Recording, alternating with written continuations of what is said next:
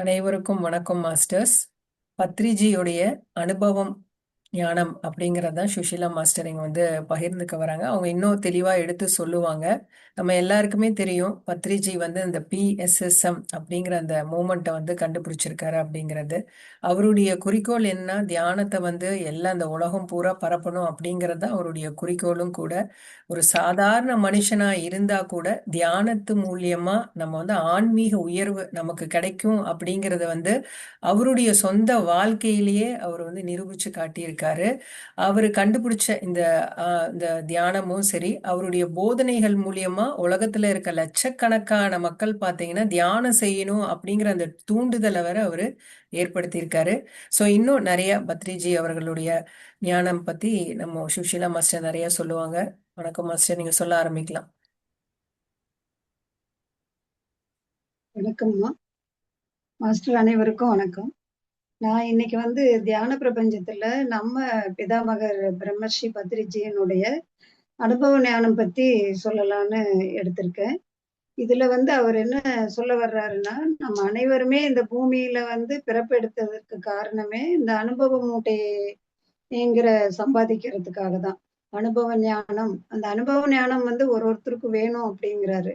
அந்த அனுபவ ஞானம்ங்கிற மூட்டையை சம்பாதிக்கிறதுக்காகத்தான் நம்ம இந்த பூமியிலேயே நம்ம வந்திருக்கோம். அதனால ஒவ்வொரு நொடியும் நம்ம என்ன பண்ணணும்னா நம்ம கற்றுக்கொள்ளணும். ஒவ்வொரு நொடியும் நம்ம கற்றுக்கொண்டேதான் இருக்கணும் அப்படிங்கிறாரு. அது கற்றுக்கொண்டே இருக்கணும்னா முதலில் நம்ம மனிதர்கள் அனைவரும் யாருகிட்ட இருந்து கத்துக்கணும்னா விலங்குகளிடமிருந்து கத்துக்கணும் அப்படின்னு சொல்றாரு. ஏன்னா விலங்கு இனத்திலிருந்தும் பறவை இனத்திலிருந்தும் மற்றும் தாவர இனத்திலிருந்தும் தான் எத்தனையோ விஷயங்களை நாம் கற்றுக்கொள்ள வேண்டி இருக்கிறது அப்படின்னு பத்ரிஜி இந்த இடத்துல சொல்றாரு. என்னன்னா, ஒரு நாயை பார்த்து நம்ம என்ன பண்ணலாம்னா, அந்த நாய் எப்படி விசுவாசமா இருக்குது அப்படிங்கிறத விசுவாசத்தை நம்ம நாய்கிட்ட இருந்து கத்துக்கலாம் அப்படின்னு சொல்றாரு. திருப்பியும் ஒரு பூனையை பார்த்தோம்னா அது எவ்வளவு சுறுசுறுப்பா ஓடிட்டு இருக்கும் பாத்தீங்களா? பூனையை பார்த்து சுறுசுறுப்பா இருக்கணும்னு கத்துக்கணும். ஒரு பறவையை பார்த்து நம்ம எப்படி சுதந்திரமா இருக்கணும் அப்படிங்கிறத கத்துக்கணும். பறவை அழகா சுதந்திரமா மேல பறந்து போகிறப்பெல்லாம் பார்க்கும்போது நம்மளும் எப்ப பாரு சதா இந்த உலகத்துல கவலை அது இதுன்னு இழுத்து போட்டு இருக்காம கொஞ்ச நேரமாவது நம்ம மனசை அலைப்பாய விடாம சந்தோஷமா இருக்கிறதுக்கு கத்துக்கணும். அதே மாதிரி இது எடுத்துக்கிட்டீங்கன்னா எறும்பை எடுத்து பாருங்க. எறும்பு எவ்வளவு ஒழுக்கத்தோட வேலை செய்யும் அப்படிங்கிறத பார்த்து அந்த ஒழுக்கத்தை எறும்புகளிடமிருந்து கத்துக்கணும் அப்படின்னு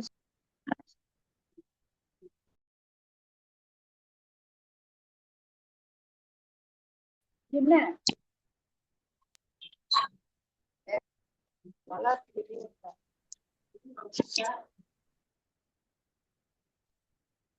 ஹலோ, கேக்குதாமா? கேக்குது. கண்டினியூ பண்ணுங்கம்மா. இது போன்ற விலங்கினம் அனைத்துமே இயற்கையோடு ஒன்றி வாழ்கிறது அப்படிங்கிறத பார்த்துட்டு நம்ம கத்துக்கணும். அது எப்பவுமே விலங்குகளை பார்த்தீங்கன்னா எப்பவுமே இயற்கையோட தான் ஒன்றி வாழ்ந்துட்டு இருக்கோம். நம்மள மாதிரி அடுத்தவங்களை பார்த்து அடுத்தவங்க இப்படி இருக்காங்க அது மாதிரி நம்மளும் இருக்கணும் அப்படிங்கிறதெல்லாம் விலங்குகள் யோசிக்கவே யோசிக்காது. அது எப்பவுமே தானே இயற்கையோட ரொம்ப நல்லா ஆனந்தமா அது வாழ்ந்துட்டு இருக்கும். அதே மாதிரி இங்க தாத்தாஸ்ரேயர்ங்கிற ஒருத்தர் என்ன பண்றாருன்னா 24 வகையான விலங்குகளை பார்த்து தன்னுடைய எப்படி வாழணும் அப்படிங்கிற விஷயத்த கத்துக்கிறாராம். அதே மாதிரி நம்ம சிவன் எடுத்துட்டோம்னா நந்தி இடமும், பார்வதி அம்மையார் எடுத்துட்டோம்னா புலி இடமும், நம்ம விநாயகர் எலி இடமும், அதே நம்ம சுவாமி குமார சுவாமி இருக்காரு இல்லையா, முருகர், அவர் மயிலிடமும் நல்லதையே கற்றுக்கொண்டனர். அந்த காலத்திலேயே எல்லா சாமிகளுமே நல்லதைத்தான் கற்றுட்டு இருக்காங்க. எங்க எல்லாமே விலங்குகளை பார்த்துதான் கத்திருக்காங்க அப்படிங்கிறத இந்த சாப்டர்ல நம்ம பத்ரிஜி சொல்றாரு. பெற்றவர்கள் அனைவருமே குழந்தைகளிடமிருந்து தான் கத்துக்கணும் அப்படிங்கிறத சொல்றாரு. ஏன்னா குழந்தைகள் தான் எப்பவுமே பெற்றோர்களுக்கு கத்துக்கொள்றதுக்காக தான் குழந்தைகள் வர்றாங்க. குழந்தைகள் அனைவருமே ஒரு குடும்பத்துல ஒரு குழந்தை பிறக்குதுன்னா, அந்த குடும்பத்துல அந்த பெற்றோர்களுக்கு வந்து கற்றுக் கொடுப்பதற்காக தான் அந்த குழந்தை பிறக்குது அப்படின்னு சொல்லி சொல்றாங்க. ஆனா, குழந்தை பருவத்தில் வந்து தூய்மையான ஆன்மாக்களாக தான் இருப்பாங்க. அந்த குழந்தைகள் எல்லாமே. எப்பவுமே தூய்மையா தான் இருப்பாங்க குழந்தை பருவத்தில. அதனால குழந்தைகளிடமிருந்து நம்ம வந்து பெற்றோர்கள் கத்துக்கொள்ளணும்னு சொல்றாங்க. ஆனா, துரதிர்ஷ்ட விஷயமா என்னன்னு பார்த்தோம்னா, அ எல்லா பெற்றோர்களுமே நம்மல்லாம் என்ன பண்றோம், நமக்கு தான் ரொம்ப பெற்றோர்கள் வந்து என்ன நெனச்சுக்கிறாங்க, குழந்தைகளுக்கெல்லாம் ஒண்ணுமே தெரியாது. அவங்களுக்கு என்ன தெரியுதோ அல்லது தெரியாட்டியும் கூட, அனைத்துமே தங்களுக்கு தெரிஞ்சத போல குழந்தைகளுக்கு கத்து தருவாங்க. ஆனா, அவர்கள் வந்து எப்பவுமே குழந்தைகள் வந்து தூய்மையா இருப்பாங்க. குழந்தைகள் பிறந்ததிலிருந்தே பார்த்தீங்கன்னா, எப்பவுமே சுறுசுறுப்பாவும் இருப்பாங்க. எப்பவுமே ஆக்டிவா தான் இருப்பாங்க. அதனால அந்த சுறுசுறுப்பையும், தூய்மையையும் குழந்தைகளிடம் தான் கற்றுக்கொள்ளணும். எதையும் வந்து கெட்டியா பிடிச்சுக்காம, விட்டு விட்டு நிம்மதியாக வாழ்வது எப்படி அப்படிங்கிறதையும் நம்ம கற்றுக்கணும் அப்படிங்கிறத சொல்ல வர்றாரு இந்த கட்டுரையில. இன்னும் வந்து பார்த்தீங்கன்னா, எப்படி ஒவ்வொரு நொடியுமே உற்சாகமாக செயல்பாட்டுடன் அந்த குழந்தைகள் இருப்பது அப்படிங்கிறத பார்த்து நம்ம கத்துக்கணும். ஆண்கள் வந்து அனைவருமே பெண்களிடமிருந்து கத்துக்கணும்னு சொல்றாங்க.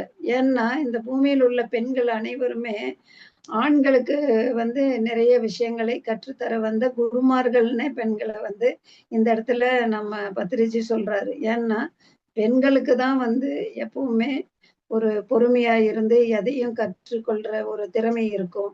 அதனால ஆண்களுக்கு கற்றுத்தர வந்த குருமார்கள் தான் பெண்கள்னு அடிச்சு சொல்றாரு. அதனால ஆண்கள் வந்து எல்லாருமே அனைவருமே அவங்களுடைய தாய்மார்களிடமிருந்து என்னத்த கத்துக்கணும்னா, பொறுமைய கத்துக்கணும். அதே மாதிரி எவ்வளவு மௌனமா இருக்கிறாங்களோ, எவ்வளவு அடக்கத்தோட இருக்கிறாங்களோ, அத பார்த்து ஆண்கள் வந்து தாய்மார்களிடமிருந்து கத்துக்கணும் அப்படின்னு சொல்றாரு. மேலும் வந்து எ கொடுக்கிற குணம் வந்து பெண்களுக்கு தான் அதிகமா இருக்கும்.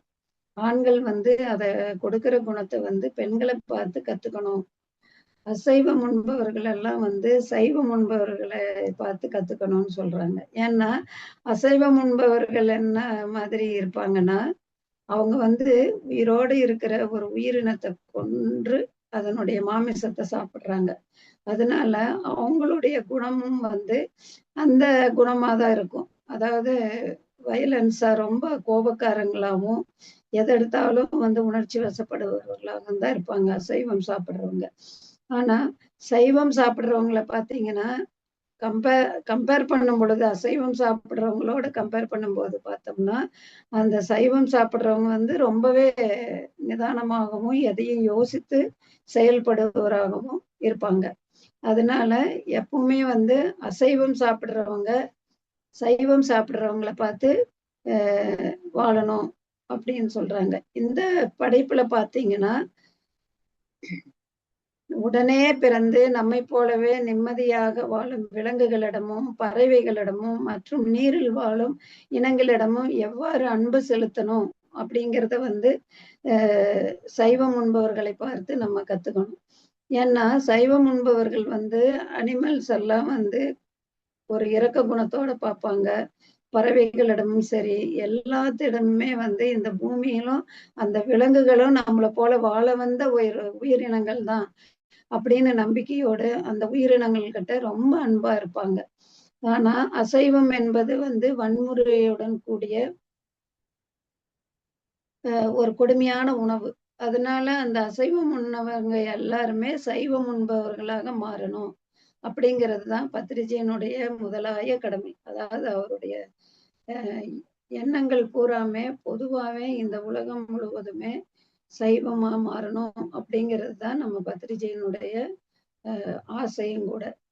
ஆனா, அனைவரும் வந்து அனைவருமே சைவம் உண்பவர்களாக மாறி, இக்கணமே அகிம்சை தர்மத்தை கடைப்பிடித்து கற்றுக்கொள்ள வேண்டும் அப்படிங்கிறத அவர் மனசார விரும்புறாரு. அதே மாரி இன்னொன்னும் சொல்ல வர்றாரு, தியானம் செய்யாதவர்கள் வந்து தியானம் செய்பவர்களை பார்த்து கற்றுக்கொள்ள வேணும் அப்படிங்கிறாங்க. தியானம் செய்யாதவர்கள் வந்து எப்படி இருப்பாங்கன்னா, இது நம்மளே நம்ம வாழ்க்கையில இப்ப தியானத்துக்கு வந்த பிறகு நமக்கு தெரியும் இல்லையா? தியானம் செய்ய செய்ய நம்மகிட்ட என்ன வருது? நம்மகிட்ட இருந்த கோபம், அப்புறம் எதுக்கு எடுத்தாலும் அடுத்தவங்கள பார்த்து நம்ம கம்பேர் பண்றது. அது 3 இது அவரு சொல்லுவாரு இல்லையா? பத்திரிஜி சொல்றது. நம்ம வந்து கம்பேர் பண்ணக்கூடாது.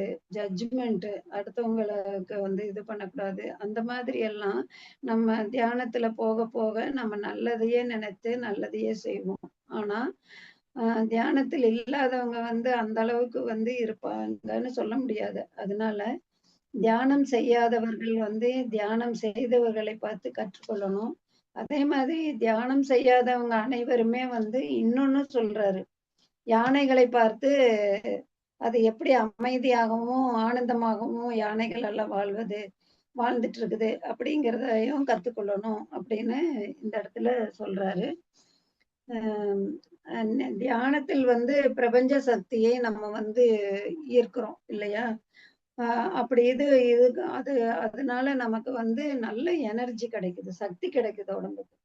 அந்த சக்தியினால நம்ம வந்து எப்பவுமே வந்து சோம்பேறியா இல்லாம, அ நல்ல சுறுசுறுப்பா எல்லா வேலைகளையும் செய்ய முடியுது. அதே மாதிரி நம்ம வந்து விழிப்புணர்வோடும் இருக்க முடியுது, தியானம் செய்யறதுனால. தியானம் செய்யறதுனால நம்ம 3ஆம் கண் வந்து எப்படி திறக்குது அப்படிங்கிறத நம்ம தெரிஞ்சுக்கிறோம். 3ஆம் கண் திறக்கும்போது சூட்சும உலகத்தின் அனுபவங்கள் எல்லாம் பெறுறோம் நம்ம, இல்லையா? அதனால அப்படி படும்போது 7 உடல்களை பத்தி நம்ம தெரிஞ்சுக்கிறோம்.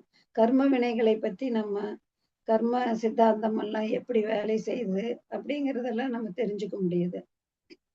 ஆனா, சரியில்லாத வார்த்தைகளை பேசுபவர்களை பார்த்து நாம வந்து அனைவருமே அ பொதுவா வந்து சரியில்லாத வார்த்தைகளையே நம்ம பேசக்கூடாது. நம்ம வந்து மௌனமா இருக்கிறது ரொம்ப பெட்டர் அப்படின்னு இந்த கட்டுரையில அவரு சொல்றாரு. அனுபவ ஞானம்ங்கிறது எப்படின்னா, ஒருத்தர்கிட்ட இருந்து ஒரு அனுபவம் இருக்கும். அந்த அனுபவ ஞானத்தை பெத்துக்கணும். தியானம் செய்தவர்கள்கிட்ட இருக்கிற அனுபவ ஞானத்தை தியானம் செய்யாதவர்கள் பார்த்து தெரிஞ்சு அத கற்றுக்கொள்ளணும். ஏன்னா, அவங்க வந்து எப்பவுமே தியானம் செய்யறவங்க வந்து மௌனமா இருப்பாங்க. அதிகமா பேச மாட்டாங்க. வேண்டாத வார்த்தைகளை வந்து அ பேச மாட்டாங்க. நம்ம வந்து அ அதெல்லாம் எல்லாம் தியானம் செய்தவங்க வந்து அந்த தியானம் செய்தவர்கள் பே எப்படி பேசாம இருக்காங்களோ, அதே மாதிரி அவங்களும் வந்து மௌனத்த கடைபிடிச்சாங்கன்னா ரொம்ப நல்லது. இன்னும் 100 வருஷங்களுக்கு பிறகு பார்த்தீங்கன்னா, மனிதர்களோட மனிதன் பேசுவதற்கே வார்த்தை இருக்காது. அப்படிங்கிறத அடிச்சு சொல்றாரு. என்னன்னா, பேசுவதை விட்டுட்டு ஒரு நாளும் வாரத்துல 2 நாளு, 1 நாளு எப்பவுமே வேண்டாத இடத்துல நம்ம பேசாம இருக்கிறது நல்லது. அந்த மாதிரி மௌனமா இருக்கும் பொழுது, இந்த தேவையே இல்லாத மனித பேசும் பேசுவதே வந்து தேவை இருக்காம போயிரும் மனித இனத்துக்கு. அதிகமா யாருமே ஒருத்தருக்கு ஒருத்தர் பேசிக்க மாட்டாங்க. அப்படி யோசிச்சு பார்த்தோம்னா, அ அங்க உள்ளவர்களுக்கும் மற்றும் அங்கு யோசித்து பார்த்தோம்னா, இங்கு உள்ளவர்களுக்கும், அங்கு உள்ளவர்களுக்கும் டெலிபதி மூலமாகவே அனைத்துமே புரிந்து விடுமாம். ஒருத்தருக்கு ஒருத்தர் பேச்சு நின்னு போச்சுன்னு வைங்க. டெலிபதி மூலமாவே நமக்கு அனைத்துமே புரிந்துவிடும். ஆனால், வார்த்தைகளின் தேவை வந்து மனித இனத்திற்கு சுத்தமாகவே இருக்காது. அதிகமா நம்ம பேசாம மௌனமா இருந்தோம்னா, வார்த்தைகளினுடைய தேவையே இருக்காது அப்படிங்கிறத இந்த கட்டுரையில வந்து நம்ம பிரம்மர்ஷி பத்ரிஜி அவங்க அடிச்சு சொல்றாங்க. பொதுவாவே அவர் சொல்ல வர்றது என்னன்னா, தியானம் வந்து செஞ்சே ஆகணும். டெய்லி தியானம் செய்யணும். அதாவது நம்ம எந்த ஒரு வேலை செய்யறதுக்கு முன்னையும், அல்லது மனசுல ஒரு குழப்பம் இருந்தாலும், அந்த தியானம் செஞ்சோம்னா, அதுக்கு நிச்சயமா ஒரு நல்ல ஒரு பதில் கிடைக்கும். அதே மாதிரி நெறைய பேசாம இருக்கணும் நம்ம. வார்த்தைகளை வந்து எவ்வளவு தூரம் நம்ம மௌனமா இருக்கிறோமோ, அந்த அளவுக்கு வந்து நமக்கு சக்தி அதிகமா இருக்கும் உடம்புல. அதனால நம்ம நெனைச்சத செய்ய முடியும், சாதிக்க முடியும். இந்த உலகத்துல வந்து நம்மளும் ஒரு சாதனையாளர்களா இருக்க முடியும்.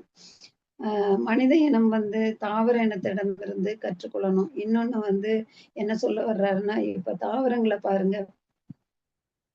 தாவரங்கள் என்ன ஆகுதுன்னா, அது நமக்கு வந்து சில தாவரங்கள் நெறைய நமக்கு பூக்கள குடுக்குது. அந்த பூக்கள் வந்து நமக்கும் பூஜைக்கும் உதவக்கூடிய முறையில இருக்குது. அதே மாதிரி பழங்கள குடுக்குது. சில மரங்கள் எல்லாம் இருந்தீங்கன்னா, அதுல வந்து நல்ல வீட்டுக்கு உபயோகமான பொருள்கள் எல்லாம் செய்யும். ஆனா, அந்த தாவரமோ, மரமோ நம்மகிட்ட இருந்து எதையுமே எதிர்பார்க்காது. அதனால இந்த அனுபவ ஞானங்களை நம்ம இயற்கையோட வாழ்ந்து கொண்டிருக்கிற விலங்குகளிடமிருந்தும் மிருகங்களிடமிருந்தும் அதே மாதிரி தாவரங்களிடமிருந்தும் நம்ம வந்து கற்றுக்கொள்ளணும். தினசரி நம்ம வாழ்க்கையில ஒன்னொன்னா கற்றுட்டே இருக்கணும். அதுதான் வந்து அதுக்காக தான் நம்ம வந்து இந்த அனுபவம் ஞானம்ங்கிற மூட்டையை பெறுவதற்காகத்தான் நம்ம வந்து மனிதர்களாக இந்த உலகத்திலேயே பிறந்திருக்கிறோம் அப்படிங்கறது வந்து இந்த கட்டுரையில வந்து ரொம்ப அடிச்சு சொல்றாரு. செடிகள் வந்து பூக்களை மட்டும் தர்றது இல்ல, பழங்களை மட்டும் தர்றது இல்ல, நமக்கு தேவையான ஆக்சிஜனை கூட அந்த செடிகள் தான் நமக்கு தருது. அதனை பார்த்து நம்ம வந்து கற்றுக்கொள்ளணும். நம்ம வாழ்றதுக்கு தேவையான அத்தனை இதையும் நமக்கு கொடுக்குது. ஆனா நம்ம கிட்ட இருந்து அதை தான் எதிர்பார்க்குதா? இல்ல. அதனால நம்ம என்ன பண்ணணும்னா இயற்கையோட ஒன்றி வாழணும். இயற்கை படைச்ச அந்த செடிகளுக்கு வந்து நிறைய அழகா அது பூக்கிறதுக்கோ அந்த தோட்டங்கள்ல தினசரி வேலை செஞ்சு அதுக்கு வேண்டிய தண்ணி எல்லாம் ஊற்றி செடிகள் நல்லா வளர்றதுக்கான பயிற்சியை அதுக்கு நம்ம செஞ்சோம்னா அது கொடுக்கறது வந்து நம்ம செய்யறதுக்கு மேல நமக்கு அதிக பலனை கொடுக்கும்.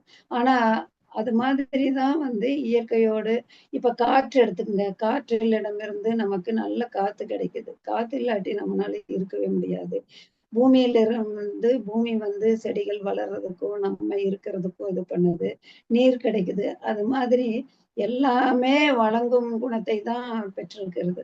எல்லாமே அதாவது காற்று, பூமி, நீரு, நெருப்பு எல்லாமே நமக்கு வந்து கொடுக்கும் தன்மையை தான் கொடுக்கும் தன்மை தான் இந்த பகிரும் குணத்தை தான் வந்து இருக்குது. அந்த பகிரும் குணத்தை வந்து இவைகளெல்லாம் பார்த்து, விலங்குகளை பார்த்து, தாவரங்களை பார்த்து, மிருகங்களை பார்த்து நம்ம கற்றுக்கொள்ளணும் அப்படிங்கிறத சொல்றாரு.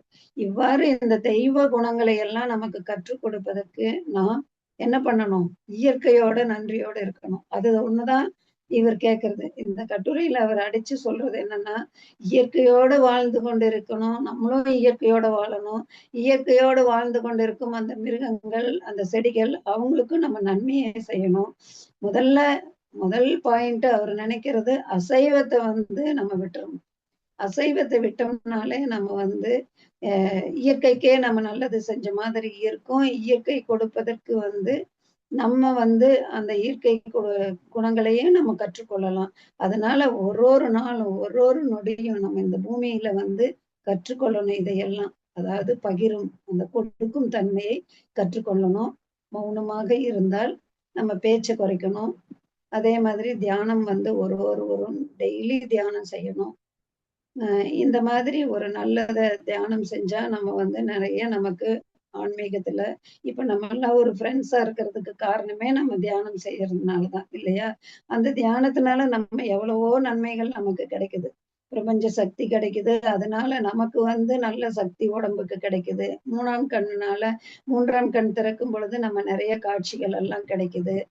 அதே மாதிரி நம்ம வந்து ஒரு நிலை நம்ம தான் ஆன்மாங்கிறத உணர்றதுக்கே இந்த தியானம் வந்து சொல்லி கொடுத்திருக்காரு. இத்தகைய தியானத்தை நமக்கு கொடுத்த பிரம்மர்ஷி பத்ரிஜியினுடைய ஆசையை நம்ம நிறைவேற்றணும் அப்படின்னு அவருடைய ஆசையை நம்ம பூர்த்தி செய்யணுமா இருந்தா நம்ம வந்து எல்லாரும் அசைவத்துக்கு மாறணும். இந்த கட்டுரையின் மூலமா உங்களை எல்லாம் நானும் அதையே தான் கேட்டுக்கொள்கிறேன். வணக்கம், நன்றி. ரொம்ப நல்லா சொன்னீங்கம்மா. பத்ரிஜி அவர்கள் வந்து சொன்ன இந்த வெஜிடேரியனிசம், அதே மாதிரி நம்ம எல்லாமே கத்துக்கிறதுக்காக தான் இந்த பூமிக்கு வந்திருக்கோங்கிறது.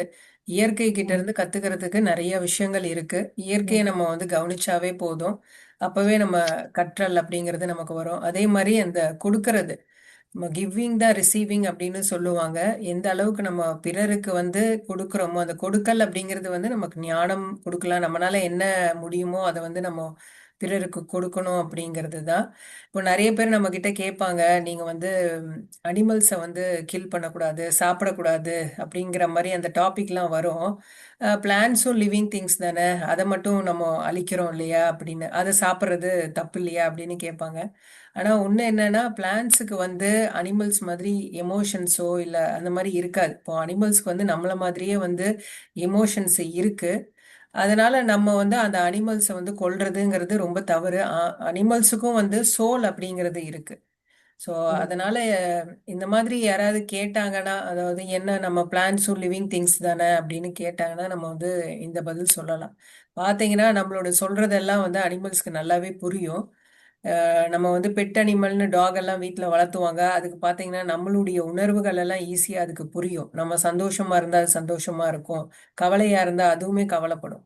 ஸோ இந்த மாதிரி குணம் அப்படிங்கிறது கூட அதுக்கு இருக்கு அப்படிங்கிறதுனால, நம்ம வந்து அனிமல்ஸை கொல்றதுங்கிறது ஒரு பாவம் தான். ஸோ அதனால முடிஞ்ச அளவு நம்ம, அதாவது அதுவும் இயற்கையோட ஒரு பகுதி தான். அனிமல்ஸும் இயற்கையோட ஒரு பகுதிங்கிறதுனால அதை அழிக்காம இருக்கிறது ரொம்ப நல்லது. ஸோ எல்லாமே நம்ம அண்டத்தில் இருக்கிறது தான் பிண்டத்தில் இருக்கு அப்படின்னு சொல்லுவாங்க. அந்த வெளியில அந்த எம்டி ஸ்பேஸ் அப்படி இருக்கு இல்லையா? நம்மளை சுத்தி இருக்கிற அந்த எம்டி ஸ்பேஸ் தான் நாமளும் கூட, நமக்குள்ளேயும் அதுதான் இருக்கு. இந்த உடம்பு வந்து ஒரு லிமிட்டட் இதுவா நம்ம அதை வந்து நம்ம தனி ஒரு இண்டிவிஜுவலா காட்டுதே தவிர்த்து, நம்ம வந்து அந்த ஸ்பேஸ் தான் நமக்குள்ளேயும் எல்லாமே இருக்கு அப்படிங்கிறதுனால, நம்ம இதை புரிஞ்சு நம்ம பேசுறதோ நம்ம என்ன செயல் செய்யறோமோ எல்லாமே நல்ல விதமா இருந்துருச்சுன்னா, ஸோ அது வந்து எல்லாருக்குமே பரவும் அப்படிங்கிறது தான். ஸோ இதுதான் பத்ரிஜி அவர்கள் வந்து ரொம்ப சாதாரணமா சொல்லியிருக்காரு. அவருடைய மெடிடேஷன் வந்து அவர் கண்டுபிடிச்ச இந்த பிஎஸ்எஸ்எம் இந்த மூமெண்ட்னால தான் இப்போ நம்மளே வந்து, நானே இப்போ சைவத்துக்கு மாறி இருக்கேன். அசைவம்ல என்னால் விட முடியுது. அந்த அளவுக்கு இந்த தியானம் வந்து நமக்கு உதவியா இருந்திருக்கு. எத்தனை பேரை போய் ரீச் பண்ண முடியுது. ஒரு சாதாரண ஆள் நான் கூட ஒரு கிளாஸை கண்டக்ட் பண்ண முடியுதுன்னா அது வந்து பத்ரிஜியோட வார்த்தைகள் தான். அவருடைய வார்த்தைகள் கேட்டதுனால தான், அது என்னை தாக்குனதால தான் இந்த அளவுக்கு என்னால் செய்யவும் முடியுது.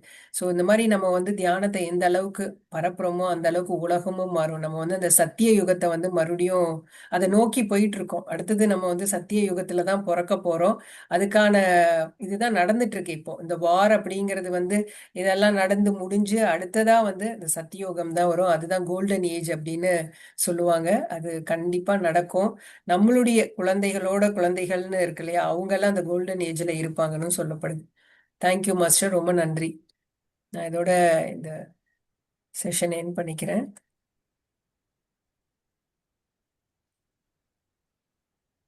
இனி மீட்டிங்